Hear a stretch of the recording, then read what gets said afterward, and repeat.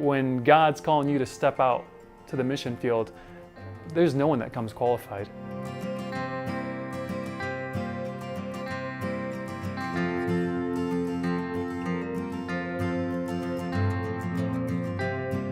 When you come to the mission field, you're coming out for this express purpose that's written up on your requisition, and then you find yourself doing that maybe, but then things come to your door that you haven't studied in seminary, you haven't had professional training in doing.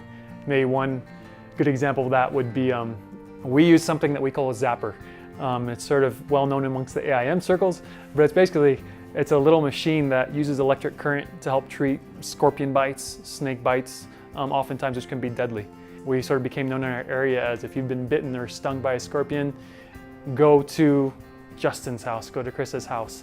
And so we find ourselves, receiving these people on our mat, praying over them in Jesus' name, and asking for healing. And then basically we're, first aid workers to these people using this machine. And we've seen God open doors as we treat them with this zapper machine, and they receive healing.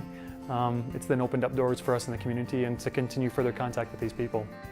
So I was blessed. I grew up in a Christian family. I grew up in a family, my dad was actually a pastor for a while, and then at the age of about 8, we actually went overseas, and my parents were served in missionaries in South America. From there, went on to serving in Nigeria. So from a young age, I was around missions. I saw missions. I had an idea of what missions was about.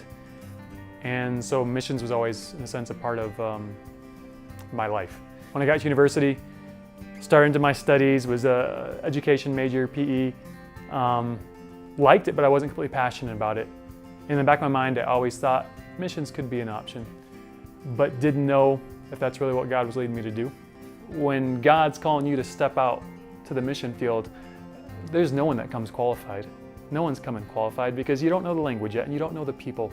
And you're going into a different culture where you have no experience whatsoever. So it doesn't matter if you have your DMin or your MDiv and you've got all the seminary experience behind you and everything else.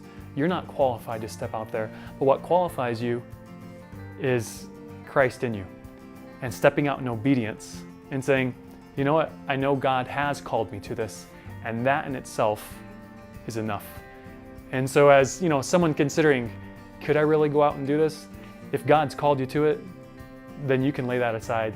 You don't have to worry about that, because God, He's the one that's your sufficiency. Obedience, I think, is the biggest thing in considering a call to follow God into missions. If that's what He's calling you to do, step out and obey and watch what He'll do.